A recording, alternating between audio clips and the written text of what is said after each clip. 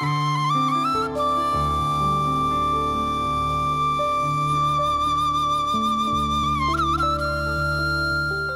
TV நேயர்களுக்கு இனிய காலை வணக்கம். இந்த மகிழ்ச்சியான இன்பகரமான பொழுதிலே நாங்கள் இந்த உளவியல் சார்ந்த விழிப்புணர்வு செயற்பாடுகளிலே வாழ்வின் எந்த பிரச்சனையும் உங்களை பாதிக்கவே முடியாது, நீங்கள் அனுபவித்தால் மட்டுமே. அதாவது நீங்கள் அனுமதிக்கணும். நீங்க அனுமதிக்காட்டி எந்த பிரச்சனைகளையும் உங்களை பாதிக்காது. இது ஒரு உளவியல் ரீதியான மிக முக்கியமான ஒரு கருத்துரை. பாருங்கள், வாழ்வின் எந்த பிரச்சனையும் உங்களை பாதிக்கவே முடியாது, ஏனென்றால் நீங்கள் அனுமதித்தால் மட்டும். ஆக பாருங்க, அப்ப எல்லாரும் கேட்கிறீர்கள், எனக்கு இந்த பிரச்சனையா இருக்கு, எனக்கு இந்த பிரச்சனையா இருக்கு, எனக்கு இந்த பிரச்சனையா இருக்கு, எனக்கு இந்த பிரச்சனையா இருக்கு, எனக்கு ஃப்ரஸ்ட்ரேஷன் வருது, எனக்கு டென்ஷன் ஆகுது, நான் உணர்ச்சி வசப்படுறேன்.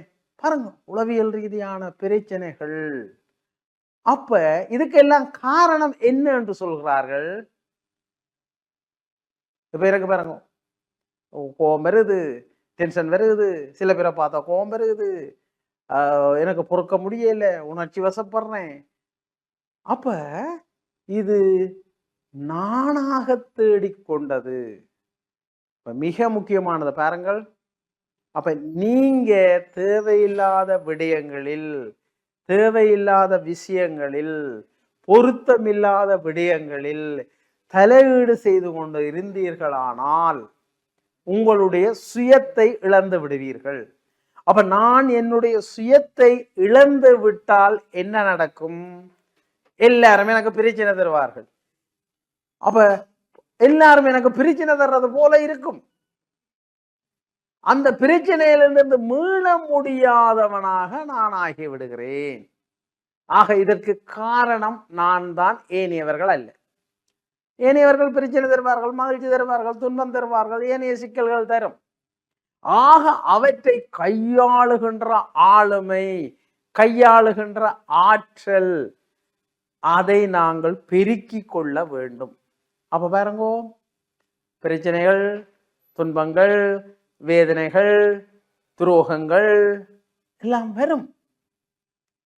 அவற்றை தாங்கிக் கொண்டு சில தாக்கங்களும் ஏற்படுத்தும். மனித வாழ்க்கையில அறவாதி துன்பம், அறவாதி இன்பம். ஆக இந்த துன்பங்களை தாங்குகின்ற ஆற்றல் இன்று எங்களுடைய இளஞ்சந்ததிக்கும் இன்றைய சந்ததிக்கும் குறைவாக இருக்கிறது.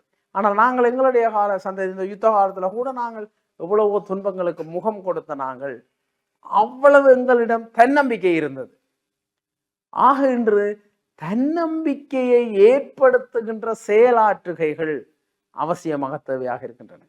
இது பாடசாலை, பல்கலைக்கழகம், குடும்பம், சமுதாயம். இன்று எங்களோட சமுதாயத்துல, எங்களோட இளைஞர்கள்ட, எங்களோட மாணவர்களிடையே, எங்களோட மக்களிடையே தன்னம்பிக்கையை ஏற்படுத்துகின்ற ஆற்றலை வளர்க்க வேண்டும்.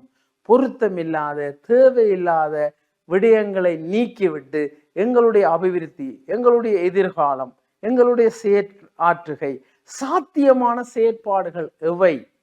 தனிமனித ரீதியாக நான் வளர்வதற்கு, எங்களுடைய சமுதாயம் வளர்வதற்கு.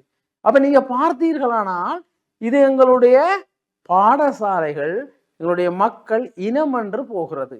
ஆகவே எங்களுடைய தன்னம்பிக்கையை வளர்த்து ஒரு உயர்வான தமிழ் சமுதாயத்தை கட்டியெழுப்புவோம். வணக்கம்.